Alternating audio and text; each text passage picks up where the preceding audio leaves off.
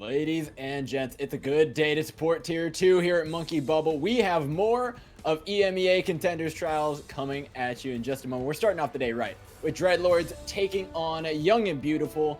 And as your tour guides to this amazing day of Overwatch, it's me, I'm Dor, and I'm joined by the always great Moxie. How you doing? I'm doing great, Joe. I'm really looking forward to seeing these two teams interact because we actually got to see a little bit of Young and Beautiful in action yesterday, where they 2-0'd Samsung Morningstars, whereas Dreadlords, it's their first time coming in to fight against Contenders Trial this season.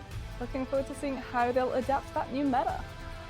Yeah, I mean, looking at it already from what we've seen yesterday, we saw lots of really good play. There's plenty of double shield and plenty of Genji, which I think is not too surprising, but the Ashe as well has been a major staple and a major definer of a lot of these games.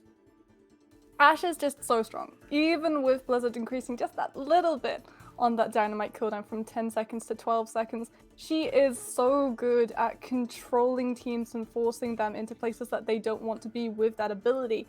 And even though Bob tends to be shut down pretty quickly, he still steals a lot of utility out from the other side, utility that will then be lacking when you want to put, say, a Genji Blade in or a Superchargers down. And Superchargers and Genji Blades are the reason that we're still seeing Orisa and that we're still seeing Genji, because they are so strong when combined together at the moment. I mean, the Bongo Blades have been really, really exciting to watch. All of these teams have been executing on the composition really well. I think it pulls from a lot of ideas in Overwatch's history. So, right, we've had the dive meta, we've had goats, we've had double shield, we've been through the hook combo. So it's kind of combining all the things that these teams have actually learned over a really long history of the game. And it's really fun to see because now you've got things like Halt Accretions, you're getting the Halt Swift Strikes that are getting Genji's ultimates even faster than ever. You're seeing different combinations with Blade, you're seeing different combinations with Gravitic Flux, and it's so much of a culmination. And I think this is the perfect meta to really define that, because the teams have so much sustain and they have so much with this double shield that they can last a long time and have a good opportunity to show that off as well. I mean, you say double shield, but it's technically triple shield at the moment, because even though Blizzard have just put that nerf hammer straight down onto Brigitte, teams are still playing her. And that's for that one big old reason of CC. Every single time a Genji comes towards that backline, you've got to be there with that shield bash ready to protect your Batiste, because at the moment, all of this, it may gravitate around aggression, teams, and how you set up your ultimate. No, no, no, no, no. It's all about bullying that Batiste, making him use that immortality field just a little bit too early so that you can come in with the real ultimate, the real team kill, a couple of seconds afterwards. Yeah, and I was having a chat with my buddy last night about this and how it's kind of affected Brigitte. And while you may not have the advantage of the armor on the packs anymore, it's still a very powerful character, right? You are going to get rally up even faster now because it's health bars that are being affected as opposed to your armor. So you're getting the heal up a little bit quicker, which is charging your ultimate seemingly significantly faster. I was actually watching over the games from yesterday, and these Brigittes are getting them about 1.25 fight into the match. It's not taking them very long, and so a lot of these teams are coming in with support ultimates at the ready to counter a ton of things, which only makes these fights go on longer and turn them into real battles of attrition. Yeah, and we also got to see Brigitte with those armor packs come in to sort of stockpile their Genjis up, right? You would load him up with so many armor packs before he would go in that he would be unstoppable. He would be able to get into that team, get a pick, and get out while still surviving. But now we know that Genji doesn't really have to be as close as used to be, with Blizzard lopping off that distance just a little bit. And so we see Genjis being very sort of eager to stick with their teams, to stick with that double shielding composition and just spam shurikens, get that poke damage going through. And that poke damage, now that it's gone from 28 to 30, is enough to build up the blade, and that's the real killer. All of these teams are going to be cycling towards getting that Genji ultimate up as quickly as possible. Yeah, and with the whole halt Swift Strike combo that's been coming about, it's only gotten better for them, right? You're able to charge up at such a rate that supports can't reliably keep up. Nano Blade used to be a thing that you could race to with Transcendence and try and have a support ultimate online to counter it, but now since the Swift Strike and halt combo is allowing Genjis to get their ultimate so much faster, then you're running a Baptiste Brigitte because you effectively have to give up on the Zenyatta. You can't possibly charge Transcendence or anything fast enough to make your way through that. And so it's kind of forced an adaptation on the support lineup as well with how you deal with the Genji. I mean, it's such a shame as well, because the Zenyatas, they read the patch notes a couple of weeks prior and they saw that Orb of Discord was going to be back at that 30% damage amplification rather than that 25%. And so everyone got really excited because then such a joy to play. And you just can't, you really can't, because even though that Discord Orb comes on and it really does pressure that front line up a whole bunch, that Genji is just there. And you need that Transcendence online so quickly. And he just does not allow you. If you have a good Genji who just sticks to an enemy's Zenyatta like glue, you're not going to have Transcendence up for about 50% of the map, and that means he's going to be lapping you in ultimate charge.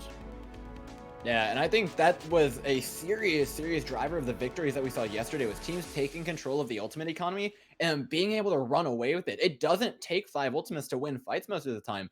These, pardon me, these battles of attrition go for so long that the second you lose one player, the whole castle kind of crumbles with it, and so you lose your Ashe. That means you're losing a majority of your damage. You lose a Brigitte, which means you lose the way of dealing with the Genji. You lose a Baptiste, you're losing your main heals. You lose the Sigma or the Orisa, you're losing one of those 2 shields. And so every single player is so critical to this composition that, again, losing one, that first pick, is usually going to be what decides these fights. Yeah, and we're going to see these teams really fight tooth and nail to win that first fight. Because heading off to Ilios first, that control point, you know the statistics, you know how skewed they are towards teams who win that first slugfest and manage to take control of that point percentage. First, it can be you win that first fight, and suddenly you've got the point for the entirety of the round, and so there is going to be everything on the line in the first fight, which means these guys, they can't come in with misreads on the composition that they're going to run. And Ilios is a fun bundle of nerves and paranoia for your DPS lineup, because there are a lot of things that can come out of those spawn gates. And if you take the wrong thing in, you can find yourself running afoul of a pharmacy with no hit scan to deal with it. Yeah, and you mentioned the DPS line, so let's kind of go over these rosters because I think they're pretty interesting. Starting off on the Dreadlords side, we have Bass, Task, Bacon Thief, Pure Irish, Arca, Feanor, Cloud, and Sauce, and one name stands out here to me. It's one that I've always enjoyed watching. Well, I'll say 2 that have been exceptional for me. Pure Irish, who Sigma and D.Va have been exceptional, as well as Feanor, who, albeit, has the best Pharah in Tier 2 that I have seen in a long time. Of course, the 4-time Pharah Mercy champion has been separated from his Mercy duo for that. Yellow's previously played on Chaos Insurgency with him, but no longer is going to be doing so. So the Pharah not likely to be seen, but what I think that transfers over to is the Genji, right? He lists it as the second most played hero, and I'm pretty sure it is something I've seen him play before and be fairly comfortable on. In a meta like this, that can be all the difference. I mean, you can come out with the Pharah, depending on which map of Ilios you get first. Because if it's going to be Ruins, you don't want the Pharah. It's the Widow's playground, and there are just so many sightlines that mean you're so vulnerable, there's no point. Genji, though, Genji finds value, because Genji can get up in that Widowmaker's face, and every Widowmaker, when they see a Genji coming straight at them, is only going to survive for a couple of seconds, and then immediately swap off to something to deal with it, perhaps a Hanzo, perhaps even a McCree, so you've got a little bit more CC. But we do need to take a look quickly at Young and Beautiful's roster, because these guys are no slouches themselves. They have a lot of big names. We've got Dans, Brusan, Yona, your kids, which is one that stands out. This is a guy who's 16 years old, and it's already his 4th season of Contenders. Keep an eye on this guy, because there's a reason that he's been in this game for so long. Yeah, and keeping going down this roster, Dala, Konlucht, and Trispear not slouching themselves. That support lineup is extremely strong. However, we're just about ready to hop into map 1, Mox. It's going to be well. Oh, this means that Vayner can come out on that pharmacy, because this is environmental kills galore. We may see double shielding. I've got my fingers personally crossed that we get to see that Halt Hook combination coming through, because we do see a lot of teams try and sort of counter this Genji in all of these certain ways. They put Brigitte onto that back line to keep your Batiste safe.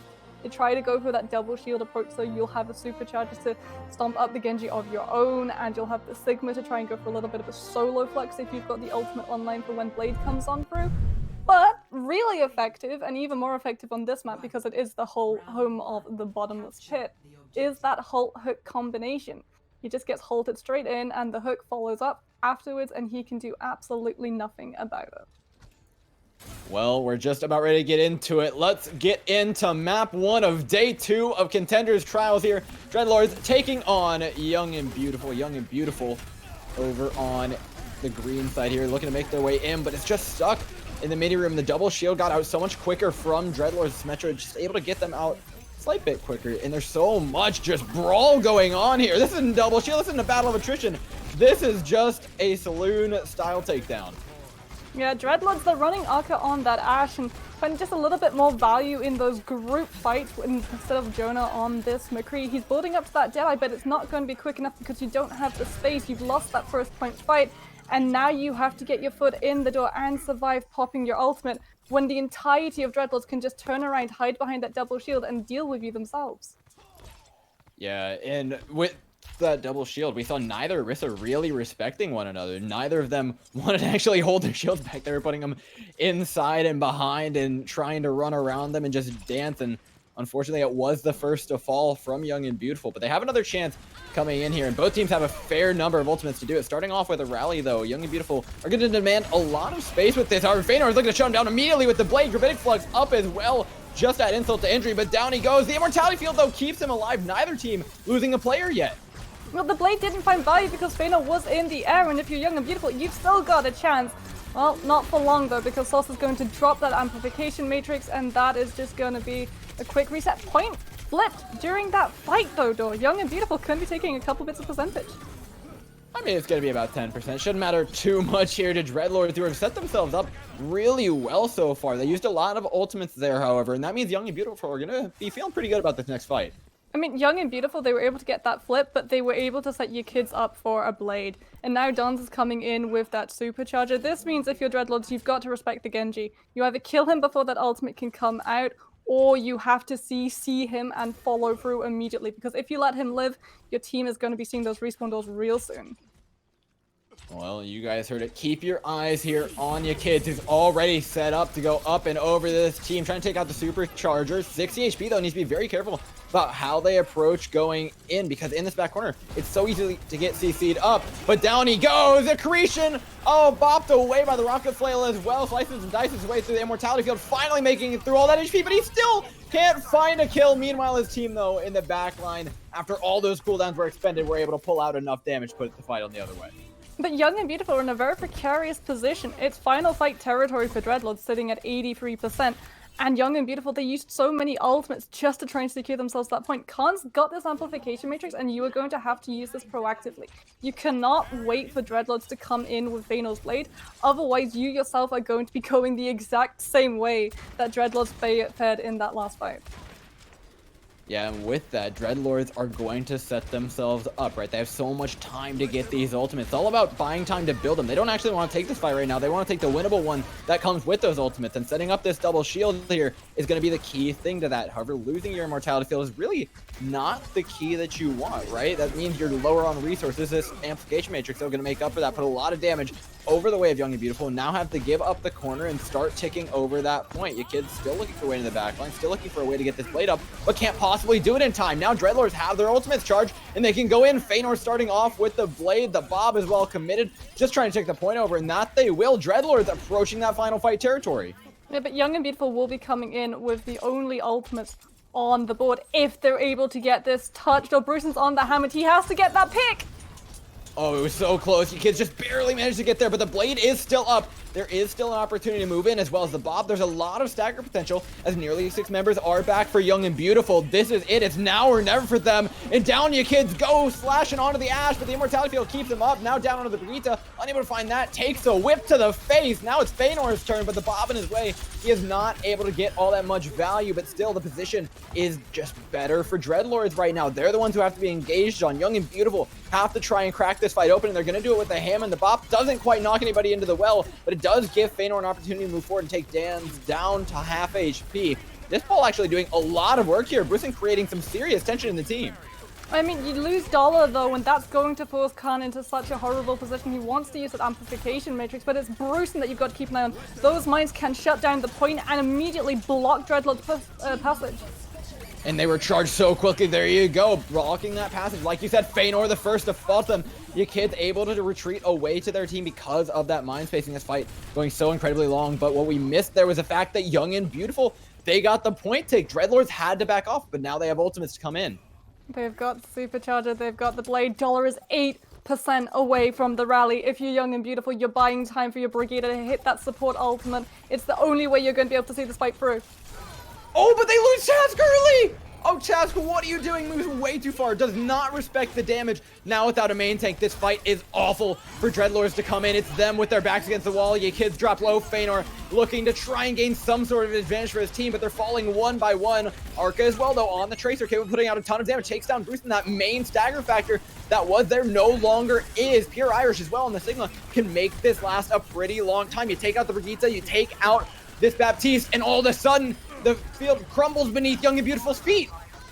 You don't have any CC to deal with Arca, who's getting free reign on an absolute rampage of terror right now. Yeah, now it's all up to Dreadlords to try and stagger the way back in. Task is on a ball himself. His favorite hero is going to have to clutch it out for him. You kids trying to get some sort of foothold on this point, but you absolutely cannot. The spawns are there. Dreadlords are all alive. They flipped the point. They've taken map 1 of the day.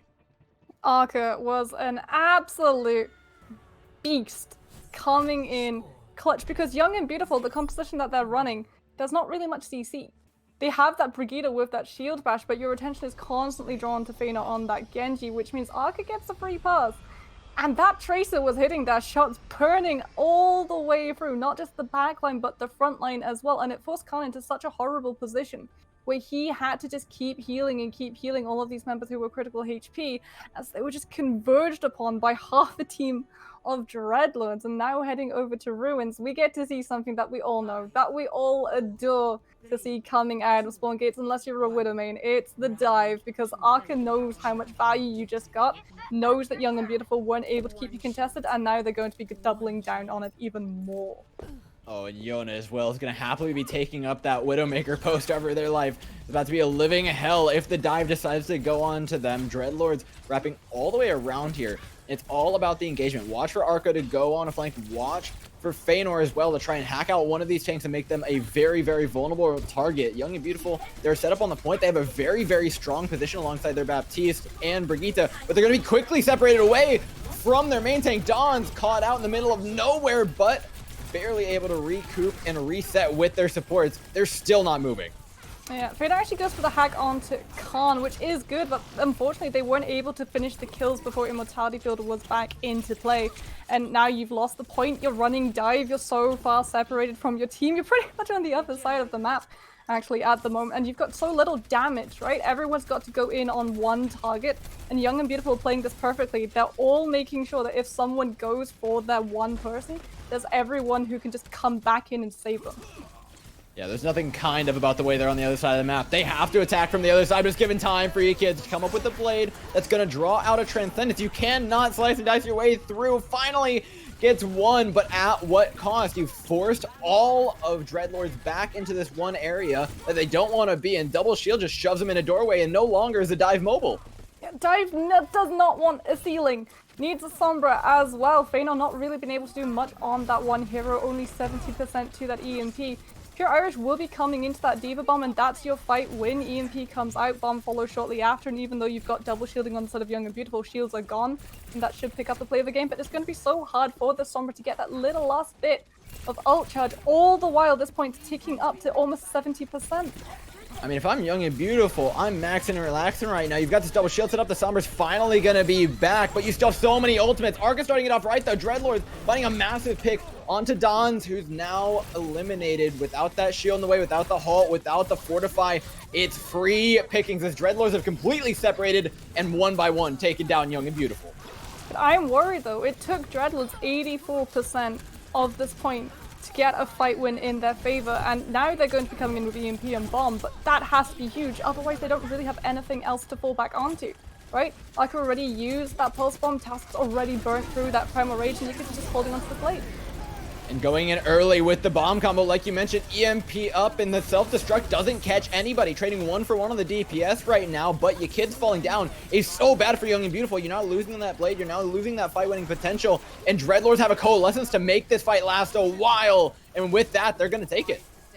Young and Beautiful, I would have wanted them to hold on to Dance's supercharges, because your kids holds on to that blade, and if you had supercharges behind that one, it would be so powerful. The only way you would be shut down was if Feanor goes for that hack individually onto the Genji, and that's what the Sombra has to do. Because if you're Dreadlords, you don't have a signed bar, you don't have a coalescence. Once that blade comes through, you are going to be absolutely cleft in half.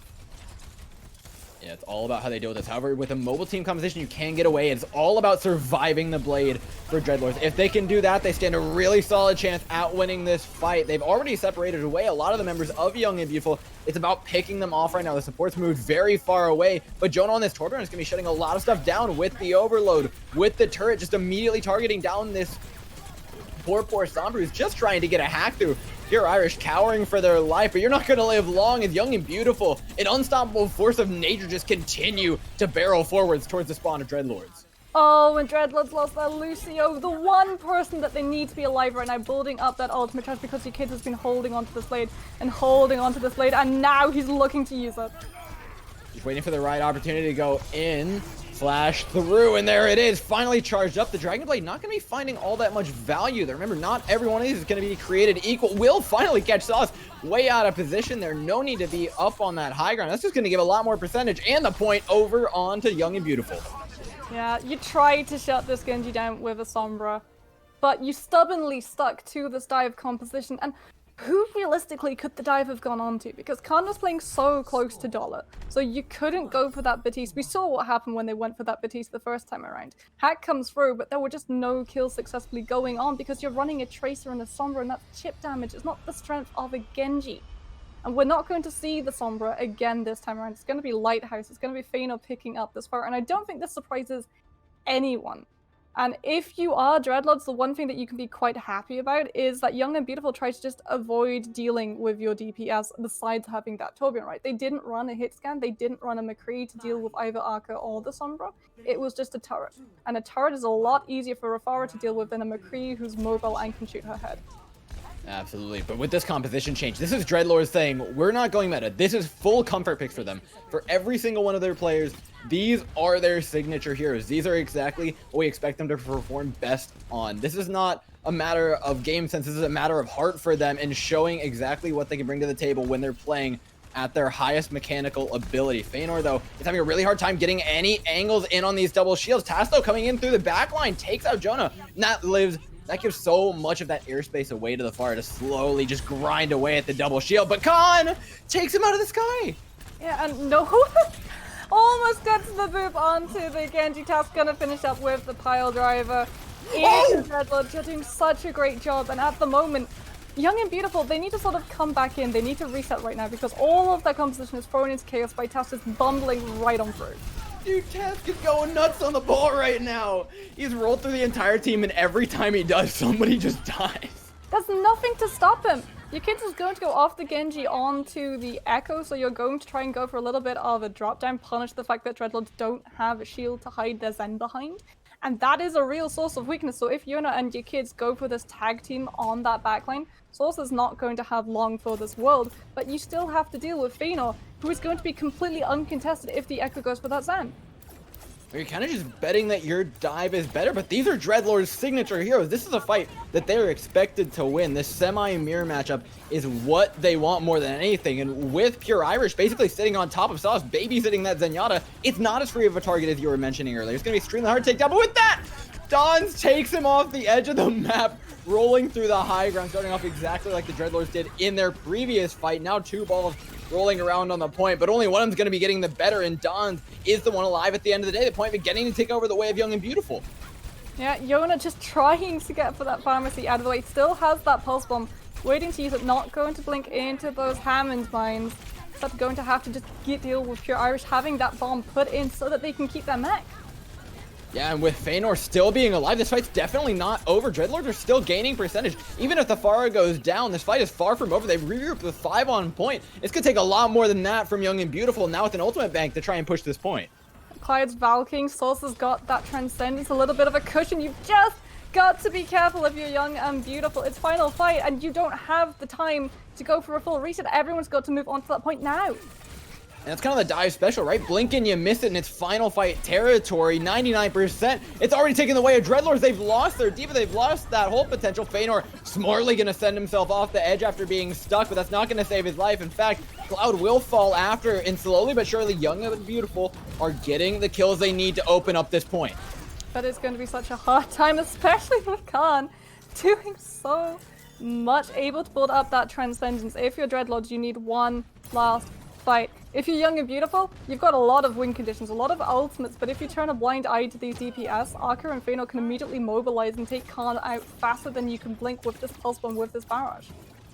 Yeah, this fight is bound to be extremely scrappy, right? There's nothing specifically that's going to win them a fight as far as ultimates goes. The barrage could be big, but likely Rusin is just going to use a defense matrix on it. They know it should be up by now. It's going to be multiple picks that end the fight, just like you saw Young and Beautiful do earlier where they got 3 kills in the span of a couple seconds.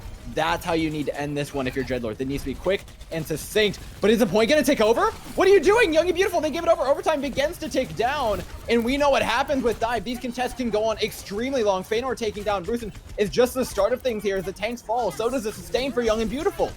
Yeah, the Pharah going to put that barrage in, but it is just defense matrix, and Yona trying to just go for a little bit of that chip damage onto Pure, who is so close to that bomb. You need to get that diva out of the mech before the ultimate comes online, because you can just bomb on point, and Young and Beautiful, they don't have a shield to hide behind. They would have to scatter. They would have to take away the point flip. Yeah, but we've seen exactly the opposite happen here. It's this gambit of giving up point to try and go get a kill, but neither team succeeded at it. Yeah, well, your kids is holding on to this duplication. And one thing that we do need to acknowledge is that Salsa swapped onto the Ana and now has a nano boost. And Pure Irish is going to be coming in to this self-destruct. If you're Young and Beautiful, the fact that you're not running a shield, that's going to come back and haunt you in just a couple of seconds. Yeah, self-destructing by so much space. It could be peel effectively for this backline. Sauce, though, still goes down regardless. The kids have just been on a hunting spree right now for these supports. So free for them, but so free for Fëanor. It's going to be Khan. 3 kills going down the way of Dreadlords. And now that's what we want to see. Those quick, succinct kills to end fights early. Just need to get through this diva, and then you can start thinking about taking that point. Oh, Dreadlords already have the point. Actually, they'd sent the Tracer Archer to get that flip through when the fight was going on, and it meant they were 1 member down. It would have been perfect if they'd just been able to finish off Young and Beautiful, but now they haven't. They haven't, and what they have done is allow Dreadlords to make their way onto the point now with the barrage to try and lock things down, and a few more tools to make sure this overtime doesn't go any longer. Task as well going to be on the mines relatively soon. Dons as well. This point contest could go extremely long and get very, very scrappy, but no, Sauce and Feanor, excellent target focus, taking down members one at a time. Young and Beautiful don't even get the touch here. Yeah, the Hammond mines are through, and unfortunately for Bruce, you're just stuck in a corner. You've got self-destruct though, and this could be huge. It's not exactly that big. They're all gonna cower away. It's like a cockroach at a sorority house, right? The second it comes out, everyone just spreads and then comes back in. Oh, Young and Beautiful. The fact that they kept giving up that point every single time to just one member of Dreadlords meant that they had to fight so many more fights. You essentially had to go for 2 more team fights. And the last one you lost because you didn't have that point percentage on your side. Because for 3 of those fights, Arcade just got onto point, flipped it over for Dreadlords, and then waltzed away before Young and Beautiful had really gone for the contest, because they figured if they could get the kills, they would just be able to flip the point back quickly enough. But we know that those fights went on for so long. And when you're looking at 185 and you know, like, 2 fights, if you'd had that point percentage in your control, that would have been so much closer. That would have been at 99, and that would have forced Dreadlords into a much rougher position. Young and Beautiful themselves, every time they gave that point flip away when it was at 99, they had to scramble.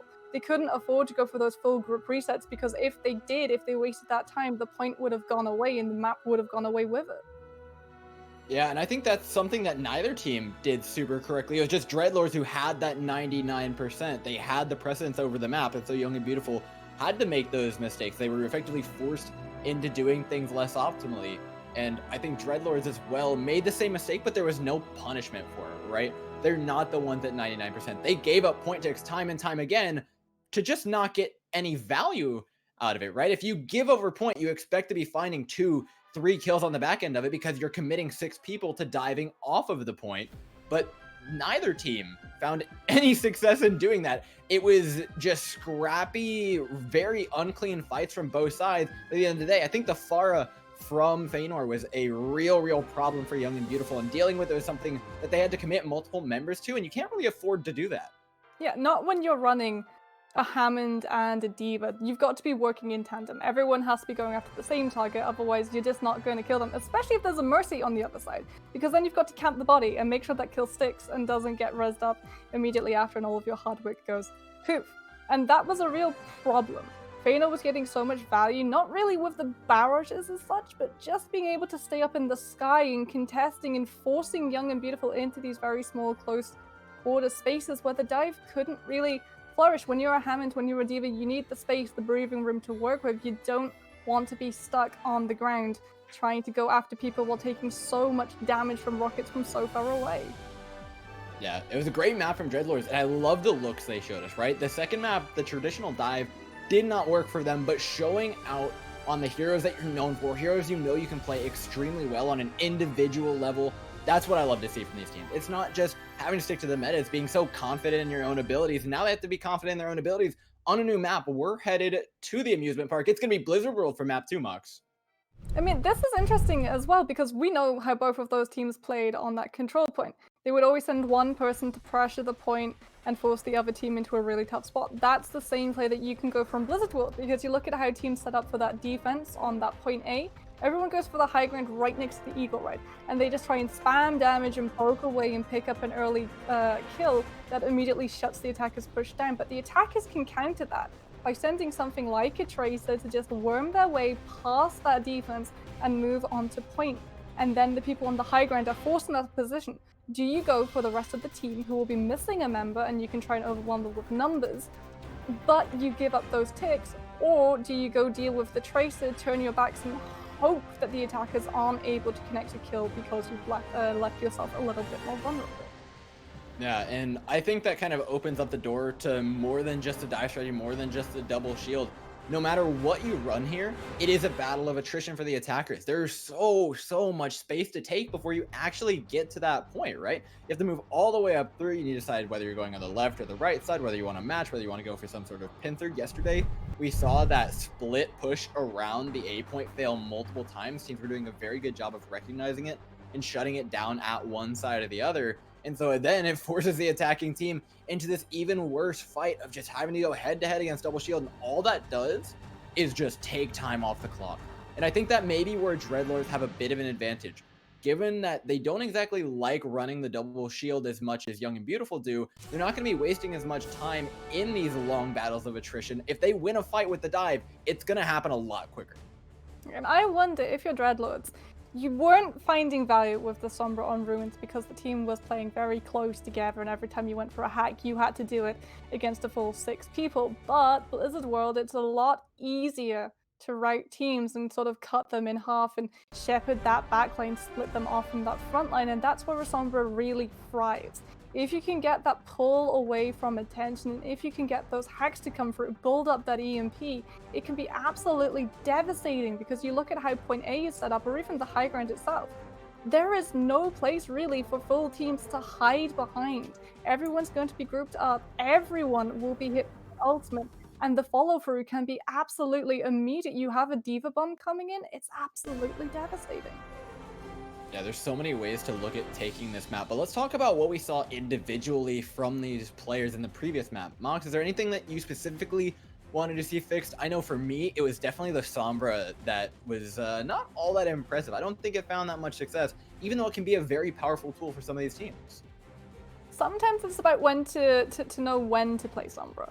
Sombra works in a dive, but again, you have to have that split concentration, because she is so easy to shut down, and you need those EMPs to be coming up pretty much every 2 fights with how fast that ultimate can build up. So I would love to see just a little bit more value put onto the Sombra, a little bit more resources, so that you give her the platform she really does deserve. Because when Sombras are supported by a full team, and they make sure that 5 of the 6 players are completely occupied by dealing with them, leaving the Sombra to go for that one-on-one and farm EMP up against something like a Diva or an Orisa, that's when that Sombra is finding value. But when you have it just in that full team composition going for the frontline fight with that dinky little nail gun where you could have an Ashe, well, all your value is just slowly falling away. One thing I want to see coming out from Young and Beautiful, though, is a little bit more hit scan, because this is what these guys have really been lacking. The fact that they tried to deal with that Sombra, that Tracer with a Torbjorn, and even then, like, you had Yona going on to that McCree just a little bit to try and deal with Feanor in the openings of Ilios Lighthouse when they saw that he was on a Pharah. But it didn't stick around, but it got swapped out, and you didn't have that direct counterplay, which meant Feanor was finding so much more value and didn't have to constantly worry about a DPS searching for their head. Well, I mean, I think that's kind of exactly the problem. You mentioned the swap over to McCree, but I'm looking at this roster sheet for them, and what I don't see is a dedicated, at least ranged hit scan player, right? You have the Tracer that Yona is effectively signature on, but you don't have anything like a McCree, like an Ashe that they seem extremely comfortable on. Yona's going to try and run it, but I'm actually curious to see how much success they find up against Dreadlords. This is going to be extremely hard for Yona, because if you're not well versed in that Ashe and you're dealing with Feanor on this Genji, it's not going to be a fun time. You've got to be able to fall back to your team, and you've got to, all this while, be dealing with Arca as well, because don't forget, Arca is constantly going to be looking for that duel. The Ashe who wins gets so much say in tempos of fights with those dynamites, with those 2 shots that you can do onto the backline. Yeah, and with that, we see the full-on mirror matchup right now, and I think last time we were pretty underwhelmed by the level of Genji that we saw, but I think a lot of that was because the teams were dealing with them extremely effectively. One thing that I also noticed, though, was extreme overcommitment to dealing with the Genji. The second he pops Blade, regardless of how actually threatening it is, they're throwing 4, 5 cooldowns into him, which really isn't necessary, and lost a lot of fights. And as the Genjis dash through, this fight, it goes exactly like the first one in the previous map. Extremely scrappy, by no means standard double shield. Yeah, both Immortality Fields gone for both of those Batiste, but its Source is coming out on top so close to that ultimate. And again, Task puts the shield extremely aggressive. Both of them get blown through, and now both teams retreating, waiting for their shield cooldowns to come in. But slowly but surely, Young and Beautiful are gaining ground here. They're working up towards their ultimate. They've got the Blade, they've got the Amplification Matrix, and they've got those tools to start taking down members of Dreadlords as they wrap around the other side. And Dreadlords don't have anything to deal with this! Oh, the Blade then from your kids. All the cooldowns have been used, and now the damage is through from Young and Beautiful. That second that the composition cracks, the entire thing falls apart. Young and Beautiful had such a clean rotation as well. Source drops that amplification matrix right onto point, and Young and Beautiful just disengage, go for the wraparound, send your kids around the other side. And you know that Dreadlords Pure Irish was trying to get that Sigma Flux online, but it just wasn't quite down, so nothing could be done other than that normal CC accretion and shield bash to try and shut your kids down, and it just was not enough. But if you're Dreadlords, you're going to be coming into a Genji Blade of your own in this next fight. You just have to burn Bruce and Sigma Flux out first. Yeah, I mean, it's exactly like we mentioned before. It's not necessarily about the blades, it's about what goes into the blade. And a lot of these cooldowns are being used, and if Brucein has to use the Gravitic Flux just to counter the blade, that's a pretty large commitment onto a team that isn't necessarily mobile enough to get away from it a lot of the time. There's going to be plenty of setup, but the high ground is going to be the real advantage for the Dreadlords, right? You have the Bob, you have the Ashe, you have so much damage that you can actually throw into this team once you get yourself set up, as well as ultimates. But you're waiting so long. Young and Beautiful are coming into ultimates of their own, and they've got the supercharges. They've got that extra oomph to all of them. They absolutely do, and Feanor is not going to have any oomph on his blades. He immediately gets popped up into the sky, finally catches a couple people on the ground, but it's Pure Irish at the end of the day who's putting in a lot of the damage here for the Dreadlord, then taking it away with the Gravitic Flux. Yeah, Young and Beautiful gonna be feeling that in the long run as well. They committed so much in that fight to supercharges, Sigma Flux, rally the shopping list. It just goes on, and now if you're Dreadlords, you've absolutely crippled the other side's ultimate economy. You can start playing around one ultimate to win each of these fights and making them burn so much longer. Yeah, it's going to definitely be a tough push here, getting that ultimate economy back on track. But right now, Dreadlords, they still have that high ground advantage. One that Young and Beautiful weren't able to mitigate in the previous fight, though. I like this angle from Jonah. Extremely vulnerable to the Genji, but offers up a nice dynamite from the side. Again, though, they're still not going to use it. They just want to get this cart underneath the bridge and force the drop out of Dreadlords, who just refuse to. Well, Task actually drops the supercharges just a little bit early, but Young and Beautiful are going to try and challenge them. Okay, they're crouching. They've got the shield out. They're still trying to challenge for this high ground when the supercharges is up. Well, if there's anything to challenge for high ground, this Bob is exactly it. Starting it off right, though. Now putting a little bit of pressure on the cart. No, the Bob ends up on the low ground. Immediately taken off. And this is exactly how Dreadlords needed to deal with this push. They're in the exact same position as when they started.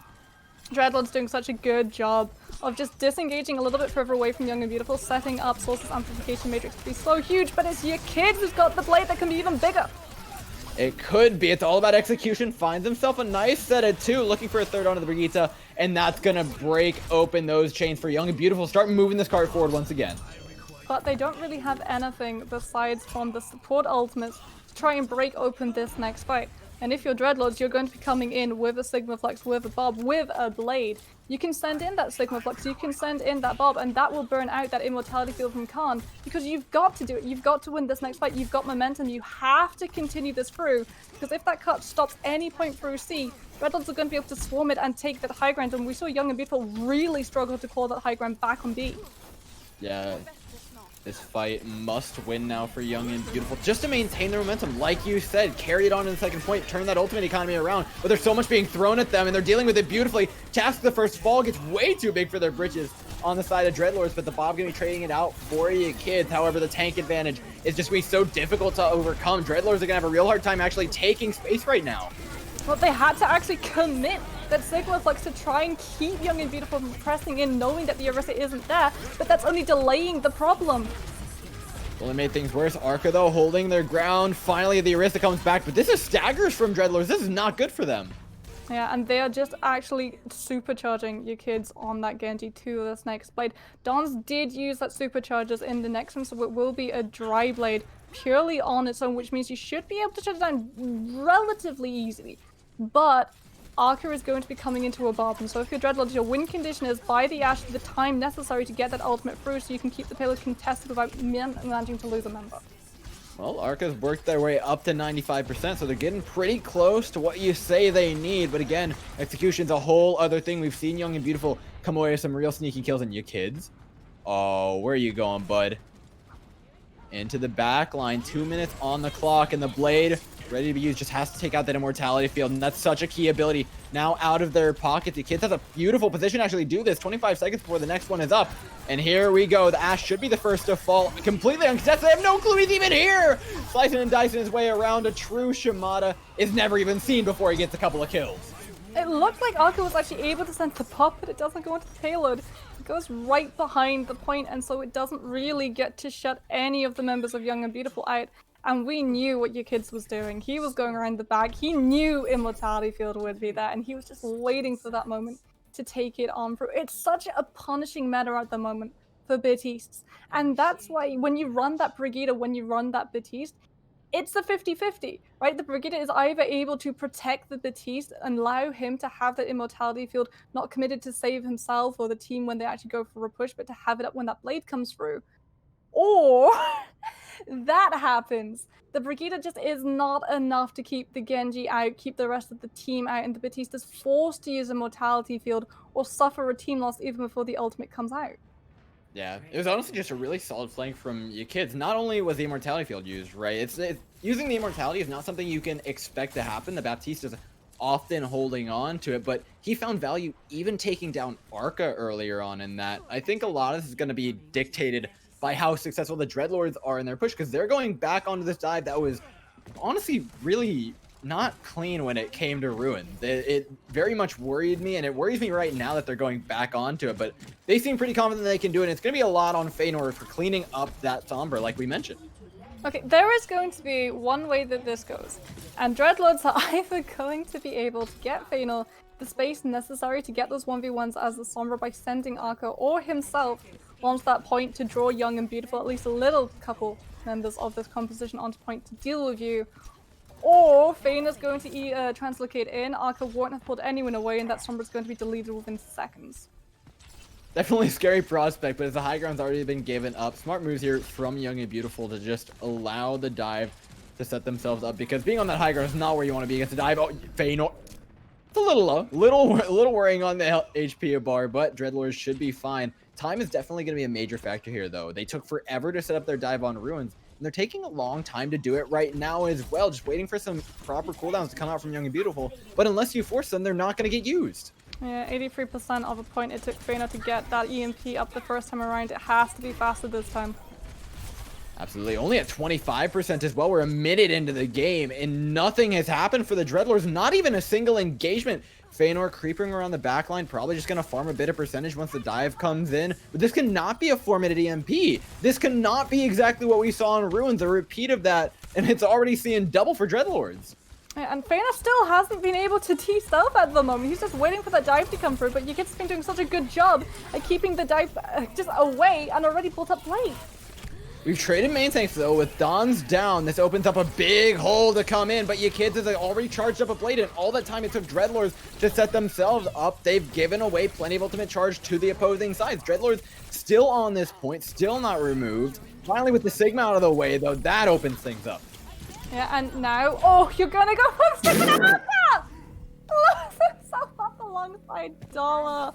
Oh, Dreadlords, that is not a moment of a high right there. But this next fight, though, this could be the crowning glory for the Sombra. You just have to be able that's not the crowning glory for the Sombra. Feanor's going to have his revenge. In this next fight, he will have EMP. Pure Irish will have this bomb. And if you're able to get that communication, that timing right, Young and Beautiful are going to lose this next fight by that combination, because they've got nothing outside of Khan and those double shields to deal with it. And again, keeping out and away from the EMP so you can get the Immortality Field down. That's what we're looking for from Khan.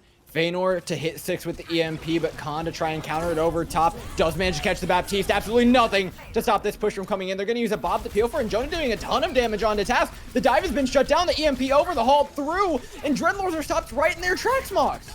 They EMP'd before the bomb was ready. Pure Irish was on 95%. That would have been a fight win. Khan got caught out by EMP, but there was no follow through because the Diva bomb was a couple of percentage out. And now, if you're Dreadlords, you've got to cycle up to another EMP if you want this bomb to do anything except buy you space. Oh, Feanor. Dude, stop dying on Sombra. Oh, that's such a shame. And Dreadlords are going to take so long to come into this next EMP because your kid is off the Genji and onto that Torbjorn. So every time you de-stealth, there's going to be a turret stopping your ability to get a hack through. Yeah, not just stopping the ability, but we've seen multiple times that shield bash as well as whip shot combo from the Brigitte puts the Sombra down extremely low. The turret almost guarantees that that 30 health that he remains on every single time is just not going to be there for him anymore. Dreadlords again taking forever to set up this dive. Just watch the time melt off the clock here, Mox. Yeah, 2 minutes 57 seconds and Source goes down just as Clyde pops that rally. I mean, it's still a miserable fight for Dreadlords. You lost your Ana, you lost your main heals, and after that, it's just a wash. You've managed to rally just as you lost your Ana and Task committed that Primal Puritis is going to commit this bomb. Ooh! You don't get 2 picks. It's going to be enough, but this next fight is going to be so hard for them to get that win through. Absolutely. They have a couple of ultimates to do it, though, right? You're going to have this Tracer, you're going to have a Nano, but it's all about whether you can set Fener up with this next EMP, because again, you're going to be missing that follow-up. Pure Iris put in that bomb in that last fight, and you have nothing to get those double shields out of the way, so now it's going to be so hard to find anything with this EMP, especially if Khan's able to position himself out of it and come in with that Immortality field. That's going to allow Brisson to put in the Sigma Flex because Source is on the Ana. No Immortality field for the Lords. Feanor now has the EMP though. This needs to connect onto the Baptiste, and this time we have to see the follow-up. Dreadlords failed massively the last time they had an EMP to actually get on top of Young and Beautiful. We're all grouped up. Gravitic Flux up from Grusin to peel away this dive. Oh, what a great ultimate to just shut down the push, and yet again, there's no follow-up from Dreadlords here. They're free for the picking. Halts into the accretion, into the bob, into the just damage here from Young and Beautiful. Another dive just instantly shut down by this squad. At this point, there's just no real argument for running the Sombra. Feanor isn't able to get these crucial hacks onto either the backline or the Batiste. Kid is going to actually go, oh, do we have a kill? We do! Source taken down by your kid to get Pure Irish at the same time with the turret, but Feanor is just not finding value. With these normal hacks, with this EMP, there's nothing that Dreadlords have outside of that Diesel bomb to come in with that immediate follow through after that ultimate gets popped out, because then Khan will just be able to cushion everything up with that Immortality field. And again, oh, you kids, dude! Goes down. It's the DPS difference right now, though. Young and Beautiful are able to do so much damage because they've got 2 DPS who are constantly working. Arca and Feanor, when they actually get to do anything, it's conditional. It's in these niche scenarios, and it's just not enough to see yourself through point B. Yeah, I mean, Young and Beautiful have DPS that are constantly doing things, and Dreadlords have DPS that are constantly dead. It's effectively a 5 versus 6 in every one of these fights.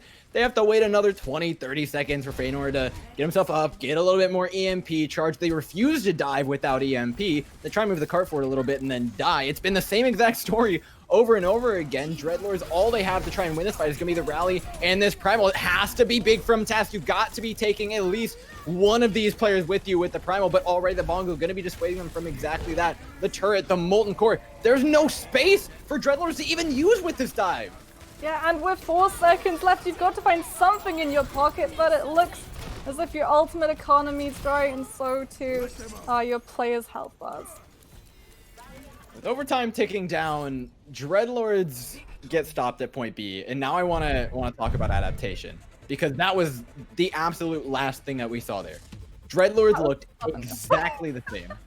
That was the definition of stubbornness. When you have a Sombra, EMPs are crucial. EMPs are one of the most impactful ultimate, and they get more so than Mei's Blizzard because Blizzards can be eaten. More so than Zarya's Gravitons, because they too can be just defense matrix away or dealt with. EMPs need to catch people out because it's all on you. You've got to find where that Batiste is, you've got to find where the rest of the team is, but even more so, you've got to have follow-up.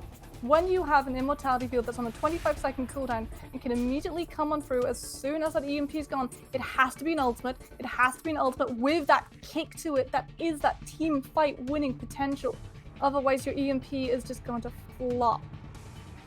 I mean, not to mention, how many EMPs did we saw? It was either 2 or 3. 3. I don't know. I wasn't we saw expecting 3. all that much. All I knew is that it was taking an extremely long amount of time for Feanor to be getting those up, and maybe we spend a little bit less time in the Far Mercy Championship and a little bit more time on the Sombra, and I think we could see a little bit more success from Dreadlords. But right now, that crux of this composition just isn't there. And Young and Beautiful, they're adapting. This is the danger. Overwatch has 32 heroes in its roster currently, which means there is so much to pick for, especially when you look at DPS. It's an absolute smorgasbord. You can just go like, oh, you want hit scan? You want projectile? You want spam damage? It's all here. And you just stick with that Sombra. And on the other side, Young and Beautiful are slowly just adapting, going through the rosters, going through the Genji, going through the Torbjorn. All of these things that mean that the Tracer, the Sombra just aren't able to actually live, aren't able to constantly be pumping out damage, to be building up those ultimates, all the while the Torbjorn turret is finding so much because there's no one that can take care of it. You have a McCree, you turn, you deal with the turret, enough, done. You've got a Tracer, you've got a Sombra, you have to think about how you move around that turret before you can even get to go anywhere near it. Yeah, not to mention even the overload just completely shuts down a Winston. That alternate fire is insanely strong. You know more than anybody, Mux.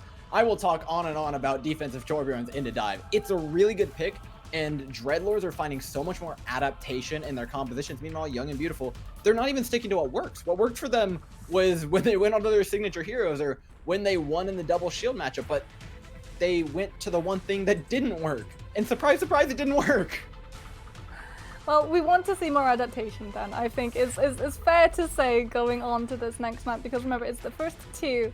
Both of these guys sitting at 1 apiece means that this is match point, and it's extremely hard to draw Route 66. So, be it possible. Well, I mean, if no one actually manages to move payload, then maybe, just maybe, we're going to get to see a fourth map. But as it is, I think if you're Feyenoord, you're going to be going back to that pharmacy, because Pharah can find a lot of value in that first opening stretch of Route 66, and you don't necessarily need to stick with her all the way through. You just have to get enough to have that payload moving past the big old garage so that it doesn't get stopped immediately by something like a double shield or a Torbjorn. Yeah, I think this is definitely the map for Dreadlords though, right? We want to see them go back onto their signature heroes. That's where they're winning. They're decent at the double shield, but I put that a lot closer to 50-50 for both Dreadlords and Young and Beautiful. Meanwhile, that dive, the one that they came out that actually looked good with the Wrecking Ball, the Winston, the Pharah, the Zenyatta, I thought they played beautifully around. I thought it was a great job by Pure Irish to be keeping it alive constantly. There's so much to say about that composition. It worked so well for them. It forced changes out of Young and Beautiful that they did not look comfortable on. They did not look comfortable playing that match. And no better of a map is Route 66 than it was when it came to Lighthouse for it. They have a really big opportunity here to go on to something that we know they can have success on. It's just a matter of actually doing it because they didn't do it in the last map. You do have that chance, don't you, to just drop a Hammond into a composition and leave him like a cat amongst the pigeons. Because there is just so much space. So much space on the high ground for that Hammond to come in and completely disrupt a double shield. If you've got a Widow parked up on that first high ground ledge, then a Hammond can just right on pull her on over.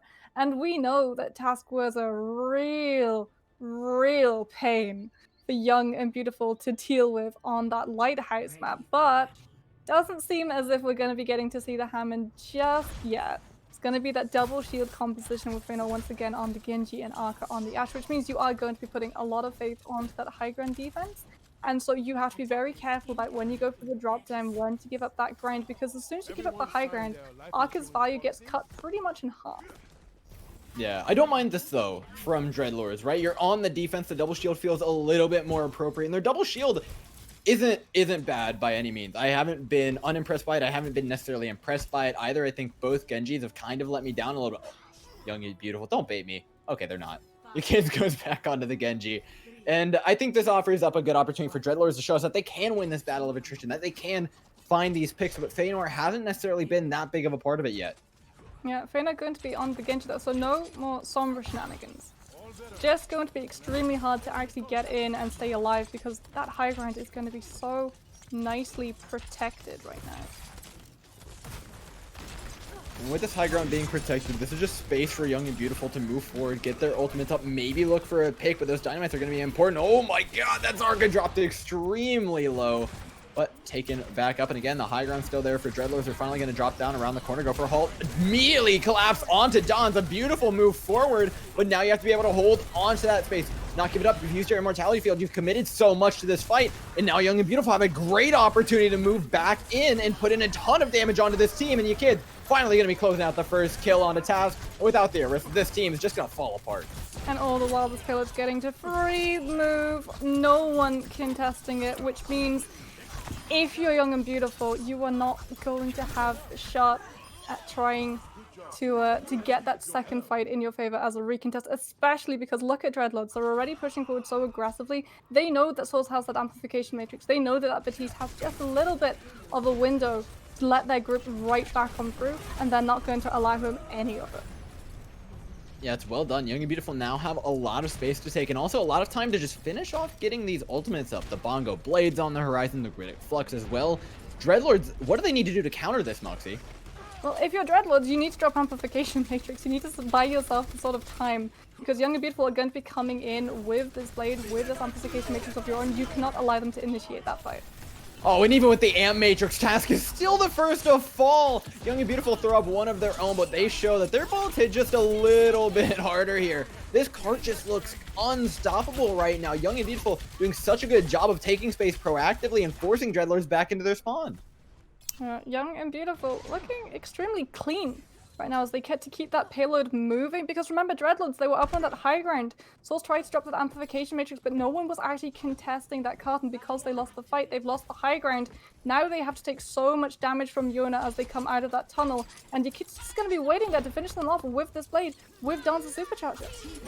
Yeah, and that's exactly what it is, waiting to come on over. There's the Bongo Blade that we were looking for. Blades going in both ways, but one of these is dealing a lot more damage as the kid still has that Bongo slashing on the Arista and chunking out those health bars. The healers are back, but they're all in a corner. It's exactly what you want. The dynamite from Yona's over top, the dash through from your kid, and it's all just way too much for Dreadlords to handle.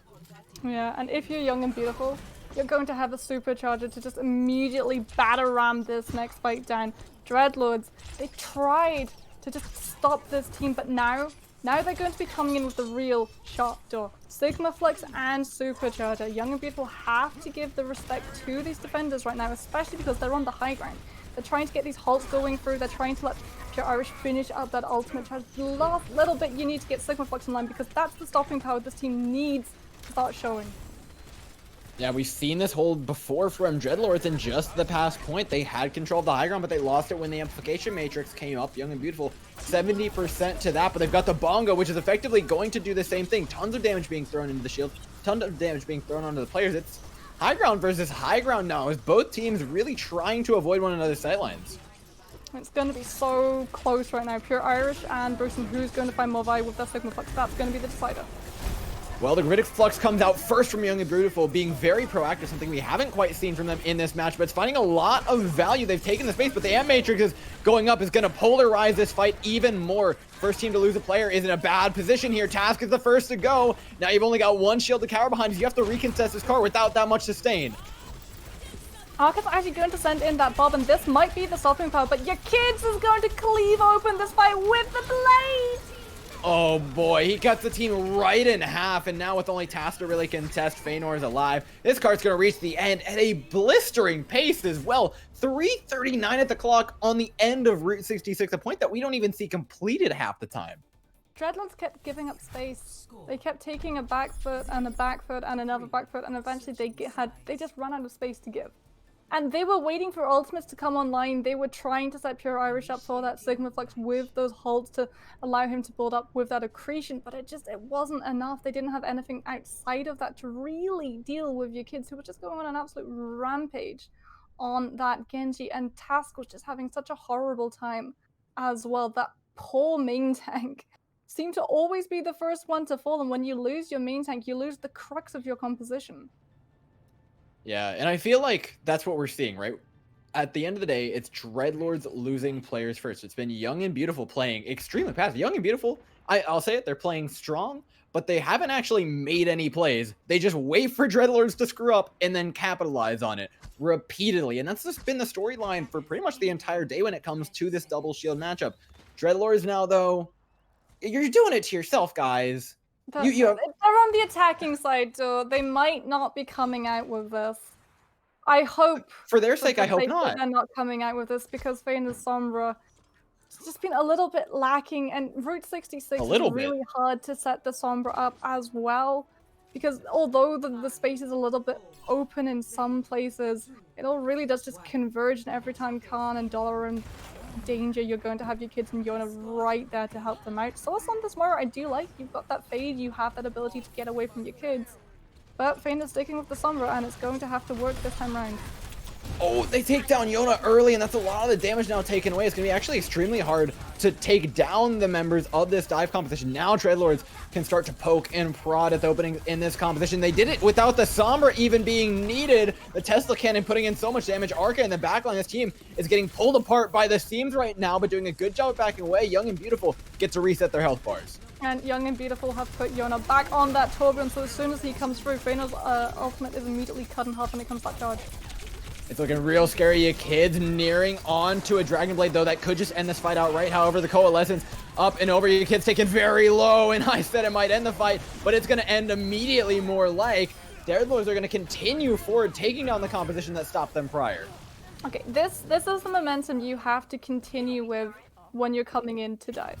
So you're going to have Arca with this Pulse Bomb, and Khan's actually going to be, well, with that Amplification Matrix, going to be extremely juicy a target for this Tracer, but you're going to have to get through not just the Torbjorn, but now a McCree, because Yona's gone onto the McCree, and your kids have swapped onto the Torbjorn, so no more Genji, but a lot of deterrent for that backline.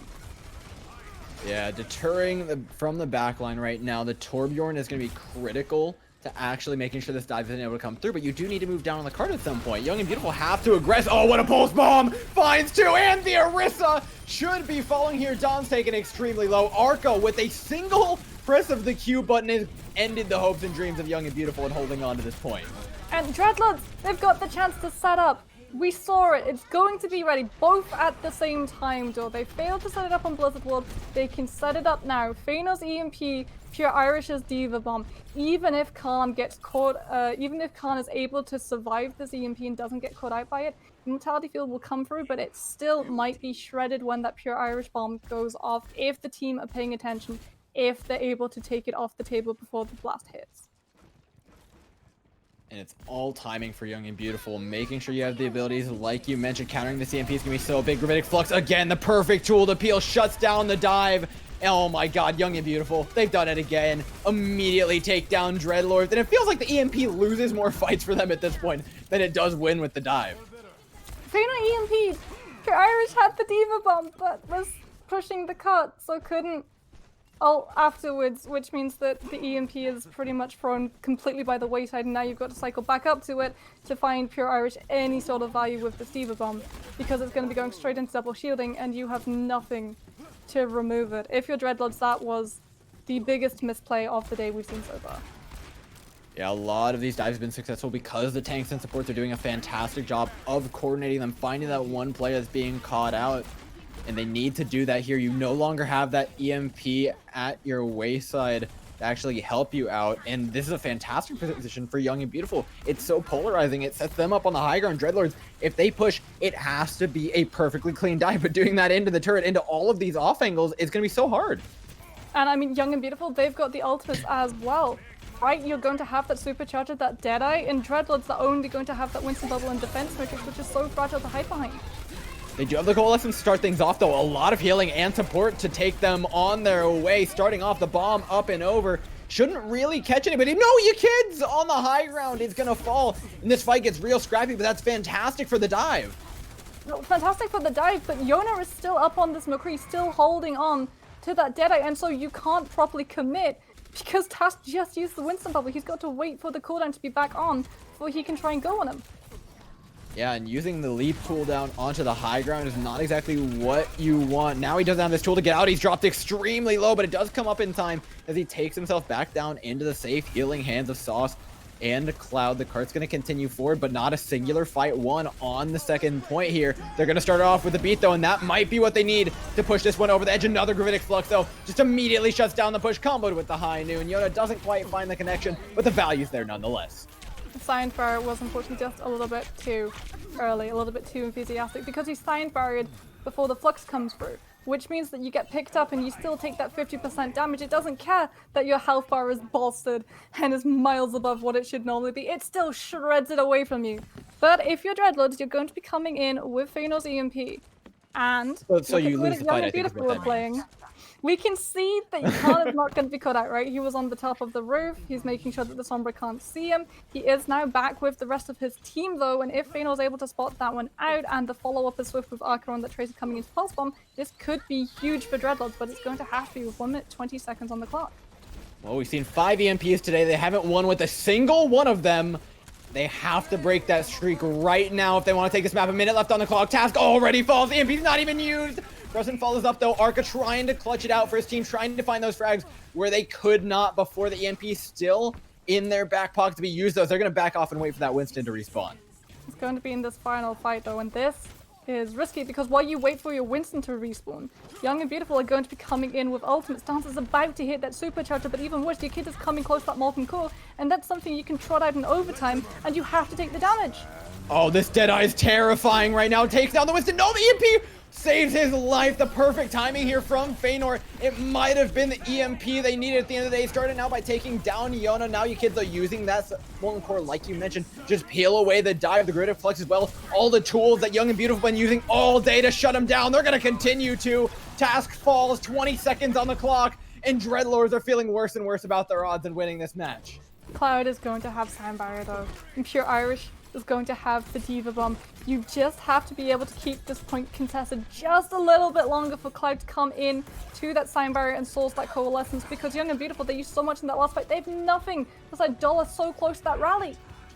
Well, 10 seconds on the clock. This self-destruct has to be perfect from Pure Irish. Needs to take down at least a few members. It's chucked in over top. They've already lost their main tank. Finds the kids, but can't quite take down the turret sound barrier. Now the sustain is there for Dreadlords. You need to be finding kills right now, and starting off by taking down Dala is exactly what they needed to do. Another one down, and Dreadlords are looking like they might just hold on for one more point, Moxie. Yeah, Yona on that Tracer, so close to that Pulse Bomb, but you're doing so little damage, and even if you were able to stick it, it's also been so hard to actually confirm the kill on that Moira with the Fade ability. Feanor's going to be coming in with an EMP, but once again, there's no follow-through. When it comes to ultimates, it's just going to have to be those traditional abilities, and if you're Dreadlords, you're already behind in the time bank by a third. It's good by Feanor, though. Even just getting that EMP up, regardless of whether or not you have things to combo with, we saw how important it was in the previous fight, shutting down the ultimates of the opposing team, and with that, you do need to shut down the abilities here. Yona has a pulse bomb that could connect and be dangerous. Will not, though, as Arca poking and prodding at the backline, looking for another one of those early picks that have been so critical to Dreadlords actually winning these fights. The double shield, though, pushing out of the spawn, taking away so much space from the dive that's now swapped over from Dreadlords. And Feanor just pushed back alongside the rest of Dreadlords, almost to that spawn point. He's got the EMP, and Archer is achingly close to that pulse bomb, but Source with that amplification matrix is the real ultimate you want to wait for. As soon as that comes through, you don't have to worry about going through double layer shields. Wait, he's trying to shoot the immortality field that's already been hacked out. It doesn't quite matter as the front line goes down anyways here. Dreadlord's able to follow up on an EMP, and they better be happy they are. They got 20 seconds on the clock. It's going to be so hard, though, because they've got to deal with so many ultimates that are going to be coming online for Young and Beautiful. Molten Core, Sigma Flux, Superchargers, all of these yank space away from a team, and all of those take time to run away from, time that Dreadlords cannot afford with only 9 seconds left on the clock for them. I see one way into this fight, and that one way has a name. Arca, you've done it before. You have to do it again. This pulse bomb and the follow-up has to be perfect. Gravitic Flux, the cart moving forward, but Arca can't find the time. Overtime, taking down Chucks in the pulse bomb. Rewind onto the cart, but it doesn't find any kills. The immortality field was still up, and they're getting picked apart. Dreadlords can feel this map slipping out of their hands, and Young and Beautiful muscle their way through and take the first win of the day. Yeah, it's going to be Young and Beautiful able to keep Dreadlords off from getting up. There's still a contest going for Feanor's onto the Genji, but it's just not going to be enough. Joy, you didn't have ultimates left. It had to be a huge pulse bomb coming out from Arca, and it wasn't. If you'd been able to deal with the Torbjorn before that ultimate came through, if you'd been able to pick apart the Sigma before that Flux comes online, you would have had a real shot, but you weren't able to, and instead you just had to take all of the damage and not be able to run away from it. I feel like that's a really tragic loss for Deathlords as well. It finally felt like their dive composition was kind of coming together. They won 2 fights with EMP at the end of the map. They won multiple fights without EMP at the beginning. Honestly, I was super impressed by Task and Pure Irish and their dive ability, once they actually had the confidence to move in without EMP, and I think a lot of that comes down to them running the Moira that they know isn't going to die, they all of a sudden started finding value in places they never were before with the dive. It's just too little, way too late. Yes, and even if you had managed to finish off the map, you have to remember there would have been such a huge difference in time bank. Because on one side we've got Young and Beautiful, who waltzed away with 3 minutes and a buff on Route 66, and on the other side you had Dreadlords, who sort of squeaked by on that B spot, giving themselves pretty much about 1.5 minutes to try and push through the hardest point of that Route 66 spot when the defenders have the respawn advantage.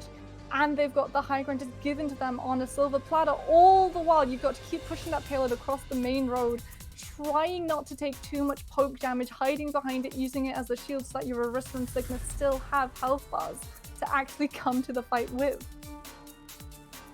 Yeah, that last point was just pure desperation from Dreadlords. They didn't have the time bank. They didn't have the ability to pull it out. At the end of the day, though, Young and Beautiful played that match fantastic. They allowed Dreadlords to make their mistakes, and I don't think they ever really missed on capitalizing on them. It was honestly extremely clean Overwatch from Young and Beautiful, and honestly, it's what I want to see for the rest of the day. And there's more matches today, ladies and gents. We have VASTA Gaming taking on Angry Titans in just a moment, so keep your eyes on your screens and your butts in your seats. We'll be back with that shortly.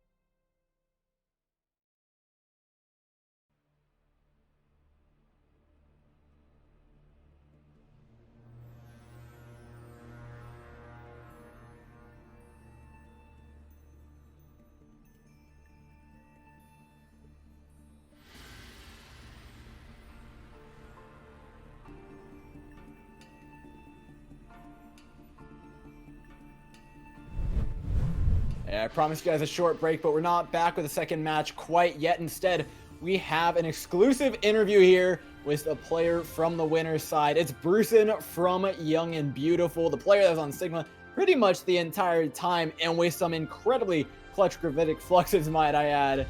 Brucen, that was a long match, and you played against a ton of compositions. The adaptation was insane, though. What do you think was the key to being able to pull off the composition against so many different things shown by Dreadlords?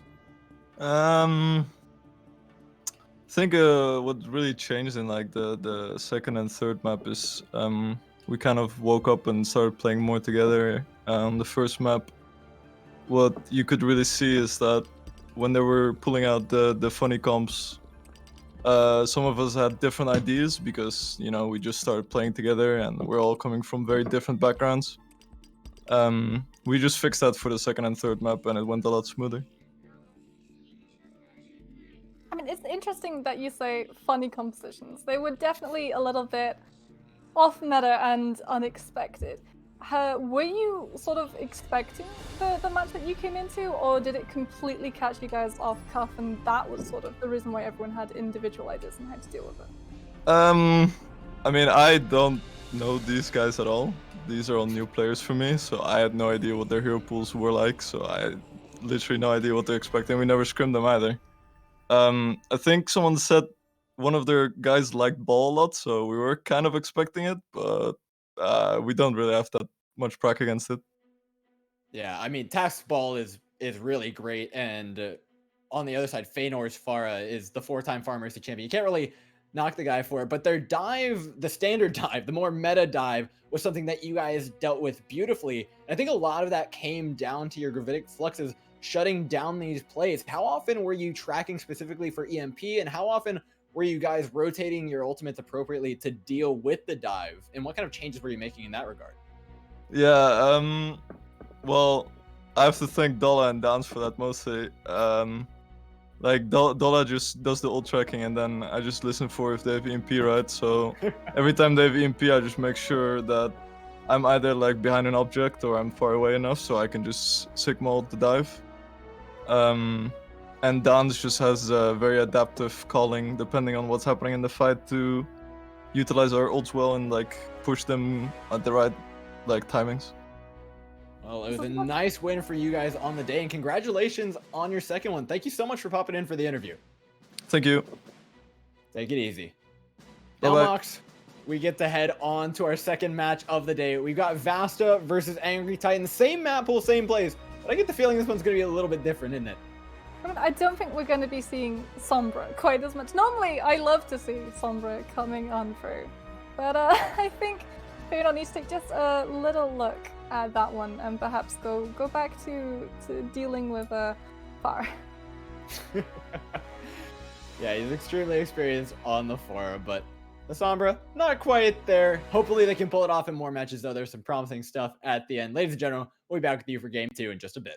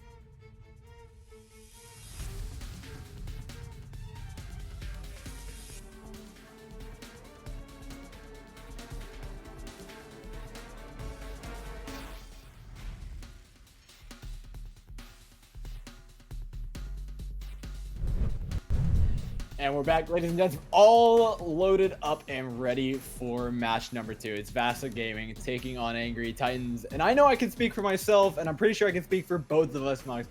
That last game was insane. I'm so glad that we got to see such varied compositions and all sorts of crazy stuff in this meta, because yesterday was pretty quiet with the double shield, but this one, just as much so, I'm expecting a little bit of fireworks. I mean, I'm hoping so, because VASTA Gaming was talking with a man of class actually a little bit earlier who cast last day's game that these guys played in, and he said that he felt like they were a very dive-heavy team, but they were up against Avoided. And Avoided are one of those bonkers teams that really force you to put some quite strange and unorthodox counters onto the field.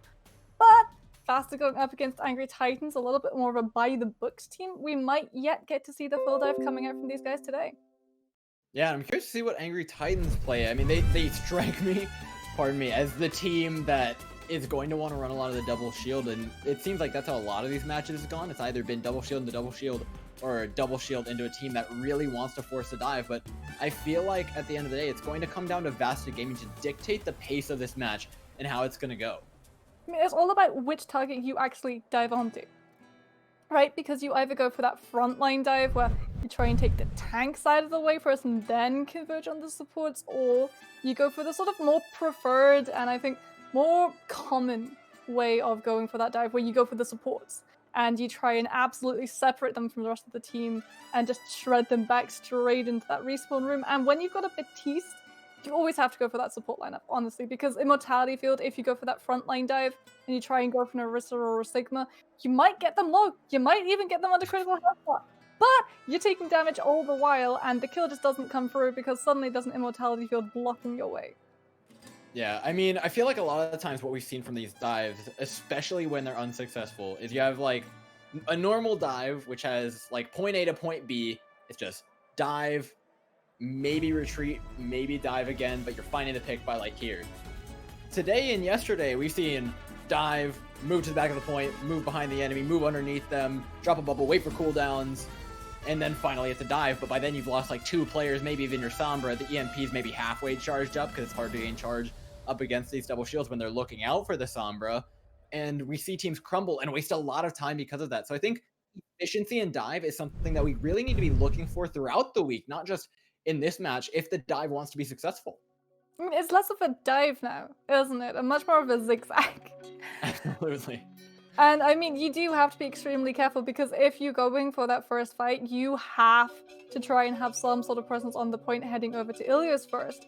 Where you need to just constantly make sure that that tick does not go in favor of your opponents because dive takes so long now to set up and it rubber bands. It goes back and forth and you may lose a player in that first dive and that should herald everyone to go for a very hasty exit and regroup. But more often now we're actually seeing if you lose a player, you just move slightly far away and then when you know that they're coming close to coming back, everyone goes in first and they act more as a reinforcement to come through and follow up on your kills. Yeah, and we're starting off back on Ilios here, and it's going to be Lighthouse first, I believe, and some very, very polarizing team compositions, and exactly what we expected to see. It is going to be Angry Titans starting out on the double shield. This is going to be extremely hard to dive into, as well. Both of these guys running out with a Symmetra just going to be for that initial teleporter to get you out of spawn and move a little bit faster to that point because it is all about who's able to get there first when you're running a Doomfist. When you're running a Genji, these guys, they need that space to set those picks up properly. Well, the Doomfist is a big change, right? You're subbing out that Sombra that we saw in the previous game to run for this more pick-based composition. Honestly, I like it a lot more. The EMP's not quite as effective once the ultimates go online for Angry Titans here, so trying to find those picks is going to be key, but you need to be successful in it. There's a lot of damage going down, but not all that much happening, and Love is going to find the first pick, a Dome onto Edis, even who's getting way too aggressive on the back line, and now there's no room for Disperse to work around, and Angry Titans can very comfortably move their way on point. There's just no room for Disperse point blank at the moment because Love on this McCree is that with that flashbang already 86% to that first Deadeye, and there's going to be a swap immediately from Dismiss off the Doomfist onto the Genji, and that is huge. You're acknowledging that you're just not going to be finding value, that you would just be an empty slot of damage falling through for the rest of your team, but now you've got to build up to that blade when Little Flame is already 67% ahead of you, and it's all going to come down to Abs and Crisis. These supports have to be able to stay alive for when that blade comes through. Absolutely, you need to have those key abilities, and Abs has a coalescence to try and engage things, maybe end things before the blade can come out, get very aggressive on the point. The dive is split everyone apart, no longer is a double shield, it's just 2 single shields hiding around the corners. Love tries for a dead eye, but cannot find nearly enough value. What are you, this is a just huge waste of a blade post-fight. I mean, it's a Hail Mary of a blade, and it's going to find you absolutely nothing. You may have looked flashy in the kill feed, but now you've wasted your best re-engagement tool, because Crux would have had the supercharges in this next engagement. You could have dropped that a little bit away from line of sight, then your Genji comes through. Crisis still doesn't have that Soundbar online. It would have cut all the way through VASTA like absolute butter. But as it is, you were setting the stage up for Explorer, Disperse, split up to these ultimates, and to be able to keep Angry Titans off the point for another fight to come. Yeah, Angry Titans had an ultimate advantage, but they're slowly losing grip of it. Let's see if they can make the most of what is the last of it here, as Starboy has the rally to survive the next dive. That's going to be extremely scary, but Nastin goes down early. You cannot be losing your Sigma to that. That is inexcusable from him, moving so far forward that not even his team with double shield is going to be able to save him. Luckily, though, Angry Titans, and not to mention Love, is just going insane on this McCree right now. Frag after frag after frag, and it's going to be just enough to get him onto this point, even without a Sigma. Yeah, but you used your supercharges, and so Little Flame is going to be coming into this next ultimate dry, whereas VASTA will have that coalescence to try and keep Disperse alive, or even if they want to commit it, Crisis is Sign Barrier. Because you know Nason's going to be coming in with the Sigma Flux, but your team is so mobile. You've got a Winston, you've got a Diva that you don't necessarily need to have an ultimate to deal with it, because hardly anyone's going to actually be caught out. And one person going down to the Sigma Flux is not as much value as a Genji surviving a full team blade. Absolutely, and now with this ultimate advantage, VASTA Gaming, they need to start out, but with what? I think it's going to be this coalescence from Abs trying to sustain out yet again, but no, it's Edith's Pulse Bomb straight onto Starboy. Not Love, though. Again, this Deadeye is going to be deadly with the high ground. He also just gets to farm up. I'm getting worried here for VASTA Gaming, because with all these sightlines comes the Blade, comes the 6-shooter, and he's laying down the law with it. And I'm even more worried for VASTA, because they used Sound Barrier and Coalescence. They're actually going to put Abs onto the Ana, but you're not going to be able to build up a Nano in the time it takes for Angry Titans to get that point to 99. So you have to win this next fight if you want Disperse to come in huge with this blade. Little Flame goes down way too early there. Now that opens up a big door for VASTA Gaming to make their way in. Another huge Primal Rage here, but he just gets burnt down immediately. Disperse now has an opportunity to blade in, and actually getting a lot of damage down, getting out a lot of these cooldowns from Angry Titans who have regrouped on the point. But now they don't have that much to work with when the damage really starts hitting them. This Orisa under so much pressure, and with that, they're going to fall. Yeah, but VASTA, they don't have a lot to work with in this next fight either. It's all going to come down to Edith on this Tracer, 10% away from a Pulse Bomb. You've got to get a pick off early in this fight, otherwise Love is just going to be able to take the high ground and Deadeye. And with that Winston Bubble, with that Tiva, you have to be so careful about your support's positioning, because if Abs goes down early on in this fight, it's over for VASTA. Yeah, and that's what I'm watching, right? I want to make sure this Pulse Bomb connects. Edith, 99%. If you eyeball that, Brigitte even take down this rally, you have such a good opportunity. Love again with just a zoning. Deadeye catches one, catches two. My God, does this guy even miss? He's trying to wrap around, looking to catch the Genji peeking in the back window, but the damage is done. And VASTA Gaming are gonna have to give up this point, 99-78. Angry Titans take the first map of the day. We said Edith's Pulse Bomb needed to be big.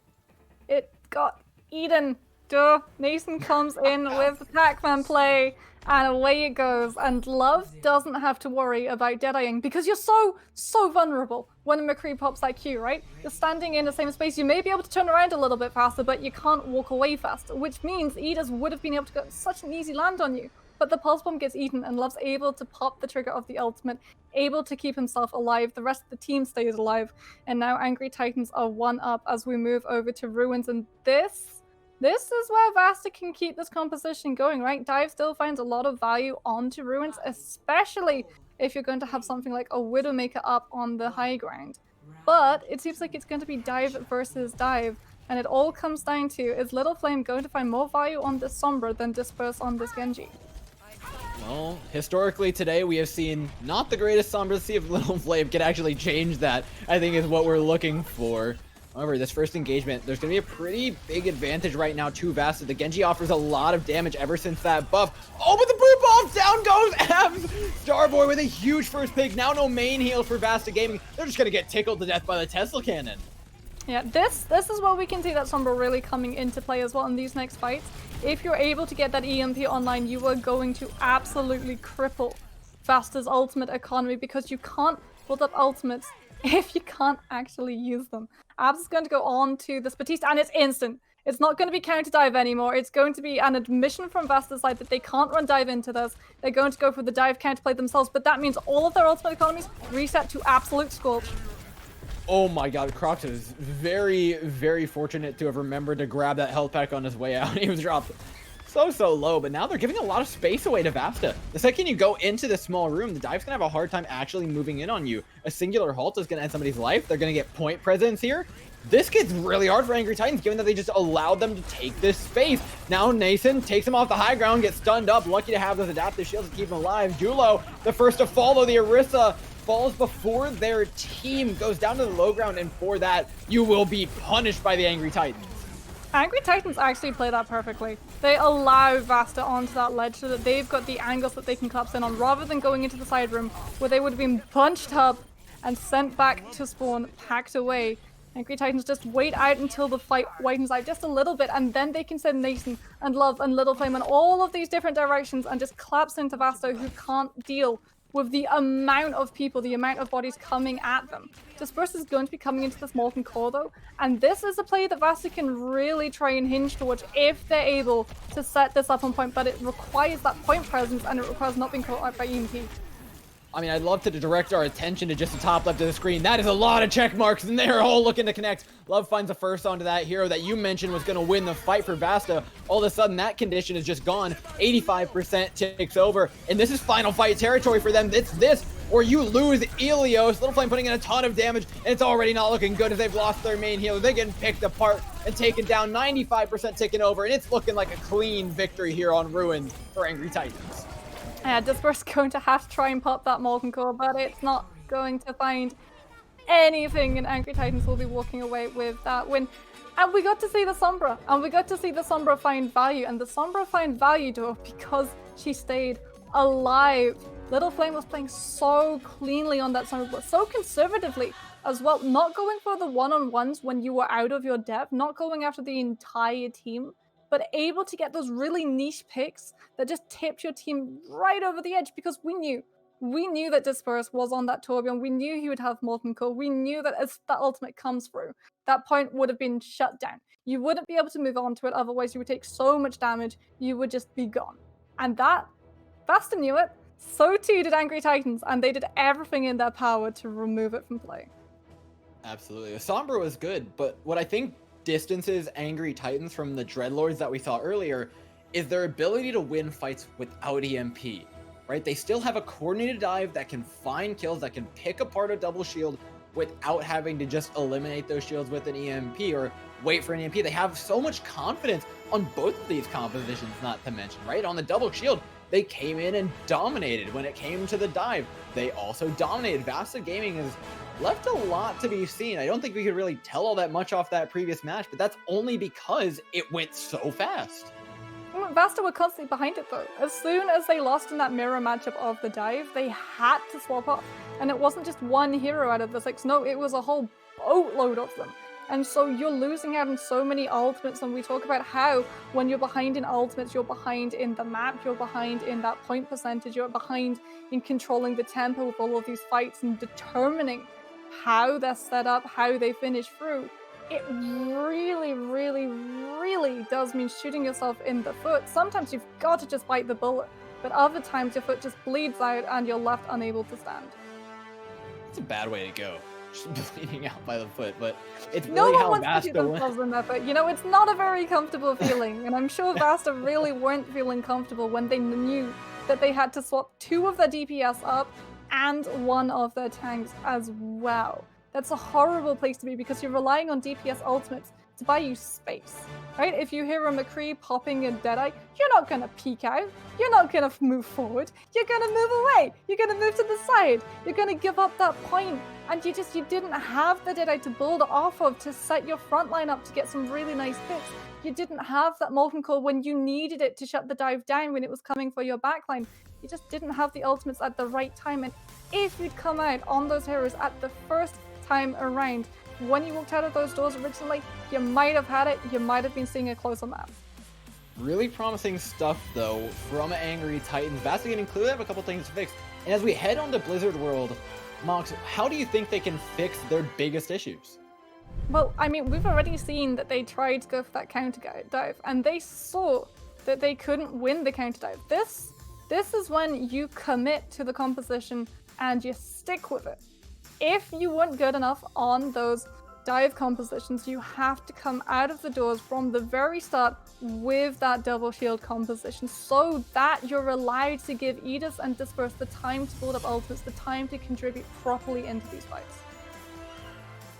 Well, setting up your DPS and allowing them to find value, definitely going to be the key when they move in. But whether or not they go at the dive, I think is a really big question. Love hinting at a little bit of a Widowmaker pick, something that they list as a hero that they are well known for, and something that I actually would love to see, because Love was insane on the McCree. I just want to see more of the guy's hero pool, to be honest. I mean, Love is going to be on that attacker's Low side though, right? So it's probably 99% for sure going to be just a grapple up and see if you can connect an early headshot to immediately open the way, because if you're an attacker and you get that early pick with a Widowmaker, that's the fight pretty much won.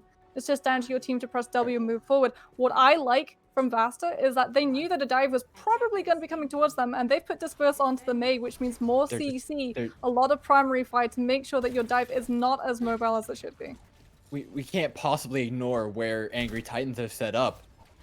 In this side room, like the Starboy, he's got an inkling of an idea what's going on. I think they know. Guys, they're over here. What do we... I think they've just been confused.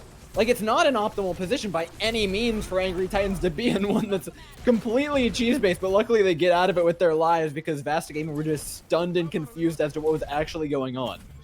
Yeah, it's gonna be Little Flame wrapping around the back, trying to go for a little bit of a pick onto either Abs or Crisis, and that's going to be huge, but it doesn't matter because Chulo on this run is going to be so hard to keep away from your front line. He can just press W and move past the Arista shield. Dude, I love the cojones on this guy just running straight into the double shield.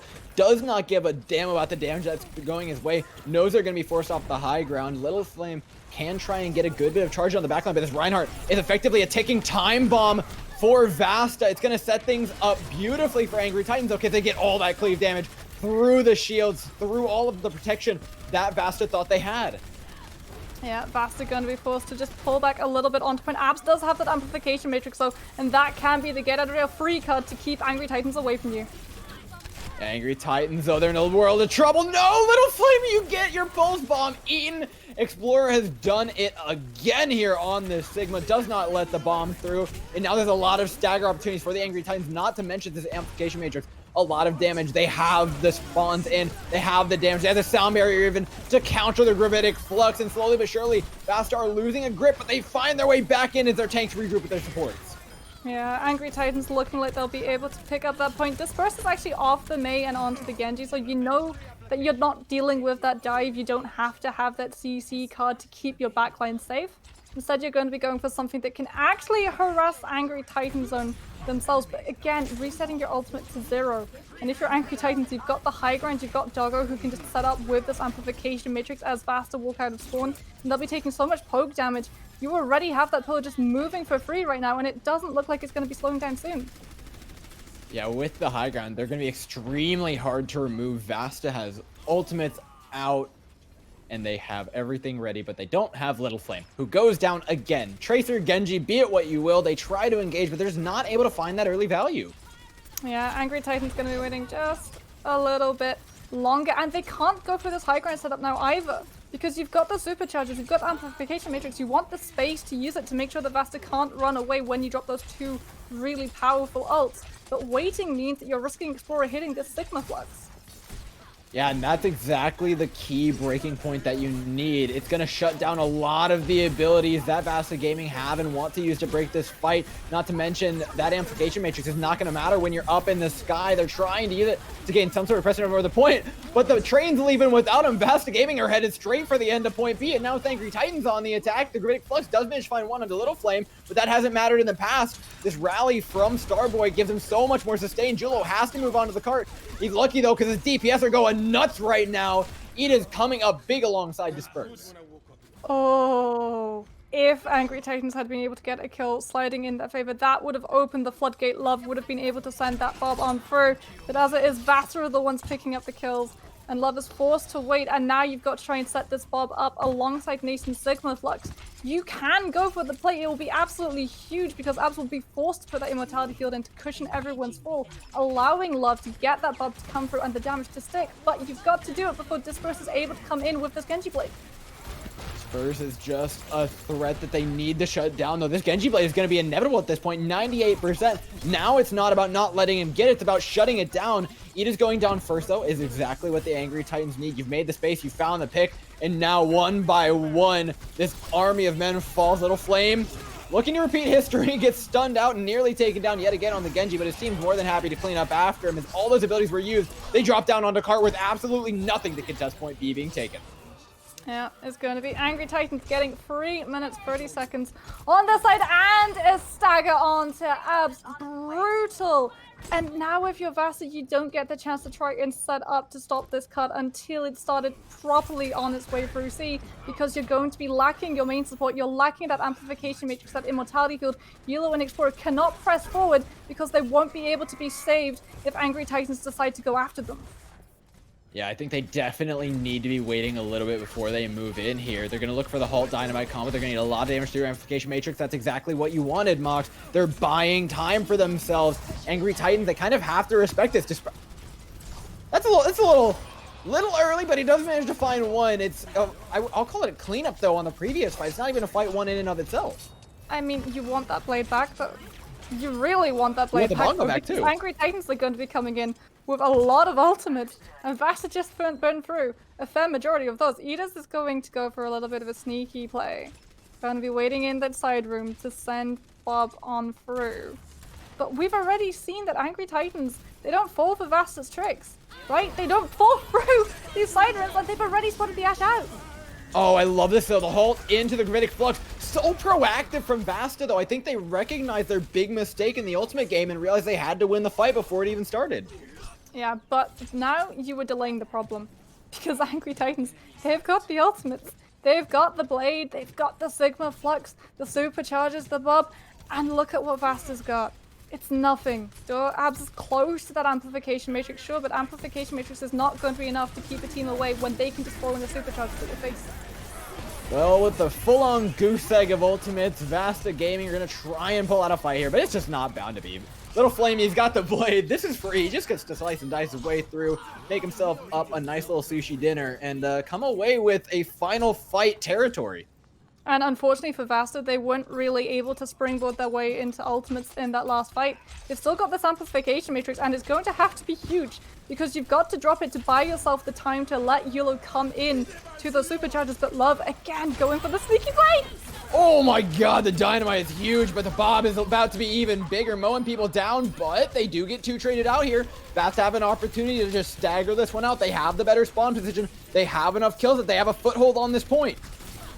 I mean, you're without the Ashe, but it does not matter. You're still able to just keep everybody up, and a live Love gun be going onto that Doomfist. Not even needed in that last fight, because all from the side of VASTA scattered as soon as that pop comes through. There are some crazy plays coming from these Ashes today, and some of them are worth it. Getting that Bob to go through, it doesn't matter if you gave up your life in the process. Suddenly, that's a lot of damage. That's a lot of attention pulled away from the payload and the rest of the fight that's going on through, which sets up that stage for Angry Titans to come on and sweep VASTA away. Yeah, and for the setup for that exact play, Angry Titans, they came into a fight with a massive ultimate advantage, but they didn't blow everything away. They held on to the Bob. They held on to the abilities they needed to close that card out. And I think that's what we're not seeing from VASTA.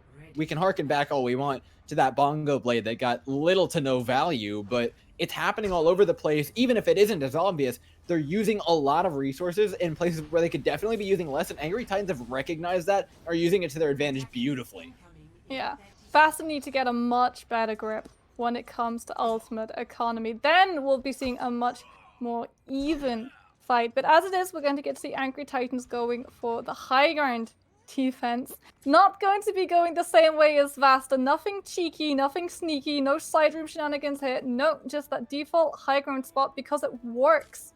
You take so much poke damage as you come through that main corridor, and Love and Little Flame will already, if they're able to hit their shots and shurikens right, be about 25% to that first ultimate. Ooh, I like the Widow pick though. Goes for the shot, goes for a little something something. VASTA though. What is this? Is that Sigma swapping? No. This is a curious composition. Mox, what are they looking to do? So you're going to have Yellow jump into that backline to just mess Doggo, Starboy, and Love up, all the while Explorer, Eaters, and Abs, and even Crisis can just make their way and slowly have just a little bit more of that backline protection. Well, he's going to try to dive, immediately just gets coach gunned away by Love. And that's how easy it is to start to deal with these dives when they don't have that full 6-member commit. The Winston is taken low immediately. Whip shot, accretion, coach gun, all of the abilities that Angry Titans have just deal with it perfectly. Yeah, so you've got Explorer on that Sigma to give Yellow just a little bit more of a shield as well. But Angry Titans playing it as perfectly as they possibly can, just disengaging, forcing VASTA to come to them. Even with this dive, even with the Sigma, they've still got to walk into the same space. Well, now that they're back on point, they have nowhere to run. Angry Titans don't have much space to work with, and Love falling early means a lot of their damage is gone. Yulo can now feel a little bit more free to dive into this backline without that threat. Nason separated away from the team. The Sigma in a very, very compromised position, but the dive isn't quite there to capitalize. Little Flame getting way too aggressive on the other side. Eat is nice dynamite to just finish him off. And you can see they're losing space. They're slipping down the hill. Angry Titans are running out of room to run to. And Doggo, Desperation, Amplification Matrix is not going to save you. Yeah, that's one that you're going to be wanting back in this next fight as well, because it is pretty much over for Angry Titans, which means VASTA will be able to keep this payload. Well, start to move it. And they'll have Disperser's Blade to open things up. And if you had an Amplification Matrix, you would have bought yourself the time, the place to set up on this high ground, get Little Flame and Crocs into position with the superchargers with this blade. But as it is, VASTA are being very conservative right now, though.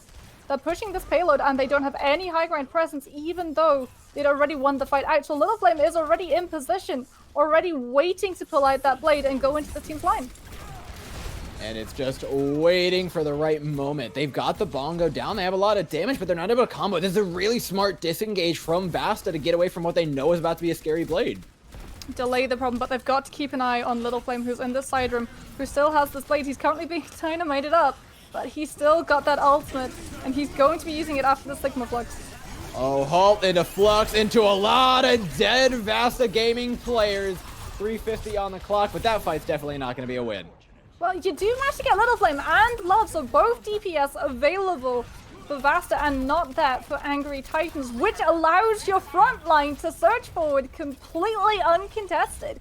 And what should have been a fight win for Angry Titans, they threw in so much, suddenly becomes their biggest loss because they are going to be so far behind in ultimates. Love's going to be coming into a Bob, but Abs, he's still got this amplification matrix. He can just drop that down, and Bob will not last milliseconds if the entire team focuses him through it. Well, now Angry Titans, they have to face their mistakes and correct them. That was a fight they absolutely should have won. They had lined up. They had all the abilities. They had all the damage. Just did not follow up, did not respect VASTA Gaming. And now with the worst position on the map, they have to pull off the same. Whole Little Flames being a real thorn in their side right now, though. The Angry Titans refuse to give up this high ground. I mean, he has to be that fawn. He has to buy Love the space to set up this Bob play because it's the only thing Angry Titans have to work with right now. And that Bob is exactly what they need to actually force him off the high ground. So whether or not this Bob connects is going to be so important to whether or not Angry Titans are actually able to restabilize. VASTA Gaming, though, meanwhile, they're more than happy to take this time, but time they do not have as the Bob through. The Halt catches everybody straight into a lot of damage. Little Flame trying to find the follow-up now into the back room. It's still only 5 versus 6. It's doable for VASTA Gaming, but they're not in a good spot. Yeah, Angry Titans, they've got the blades, but Littleflame going to be conservative with this one. They'll lose Nason, so a lot of damage from that Sigma and a lot of survivability for your backline gone. VASTA's sensing opportunity, gonna pop an Amplification Matrix. Amp Matrix is going to be powerful, but it's not necessarily enough to get there. Crocs can contest. Angry Titans are still up and on this point. And with the Bongo, they'll hold on. 1:56 on the clock remaining for VASTA Gaming. Yeah, but VASTA will be coming in with some pretty heavy hitters. Disperse going to be coming on to that blade. Yulo's already got the superchargers lined up, and Angry Titans, we said that these guys were on top of their ultimate economy. Suddenly it's been slipping away in these fights though. They committed pretty much everything that they had available to hold on to that payload, and now they've only got Nason with the Sigma Flux to try and deal with Disperse. Disperse waiting for that opportunity though. He doesn't quite have time to build up the blade. He's already lost Edith. He's already lost the rest of his team. He now has to back up and away. Not even getting that much closer to the blade either. I mean, but you did manage to get Nason's Sigma Flux. Oh wait, you're so close to that blade. 10% goes so quickly with that new Genji. He's just not able to get close enough because Angry Titans are doing such a good job of spamming him down, making sure the Genji can't get close enough to get just that little bit extra. And now Love's got the Bob, Doggo's got the Amplification Matrix, two things that you can put in immediately to make sure Disperse stays away from your team when he wants to blade. Yeah, and oftentimes, like we've talked about, it's not the blade, it's the follow-up that you're worried about. You commit so much to it, but the Amp Matrix, like you said, is just going to deny all of that damage. It's going to stop VASTA from actually pushing forward afterwards. However, they use it aggressively, try for a pick, and they do catch the Genji before he even gets to use the blade. Now they've got to find another way into this fight. They still have the Bongo, they still have the Gravitic Flux, they still have a couple of ways they can find kills here, but one of them absolutely must connect. They don't have time though, 25 seconds. They can't risk an entire reset, and they're going to be without Disperse. So Angry Titans can see the Genji on his own. Love's looking for the Genji to come back and take him out before the blade. The big play that VASTA are relying on can come on through.